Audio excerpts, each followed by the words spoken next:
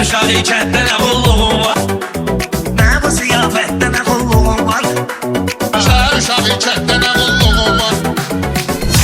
Sənət qazandıq eyniyib pişirsən, xırda laf kökəlib şişirsən, Orxan toyda nə atlanıb düşürsən, gəl çölə xəlvətdə nə qulluğun var? Gəl çölə xəlvətdə nə qulluğun var? Sən gəl belə xalqa da xidmət eləyək, gəl elə deyə dəyişmə ləzzət eləyək, Top xaloğlu sözünü söhbət eləyək, İndiki vəziyyətdə nə qulluğun var? İndiki vəziyyətdə nə qulluğun var? Şəhər çətin şah tutar əlimdə, o qədər sizi bağlamışam sülümdə, Məşəddə daş əhli qorxmur ölümdən, Dağa bizə cənnətdə nə qulluğun var? Dağa bizə cənnətdə nə qulluğun var? Atdığın oflar toxunmasın daşa, hörmət eylə yinə yaxşı qardaşa, Sən seres telefonda sallan başa, Gözləyirəm xəttə nə qulluğun var? Gözləyirəm xəttə nə qulluğun var? Əminlər ondan saxlayarıq nəzərdə, Eybi yoxdur görüşərik bir nəzərdə, Məşəddə daş süzə yaxındır şəhərdə, Mənə bir heybətdə nə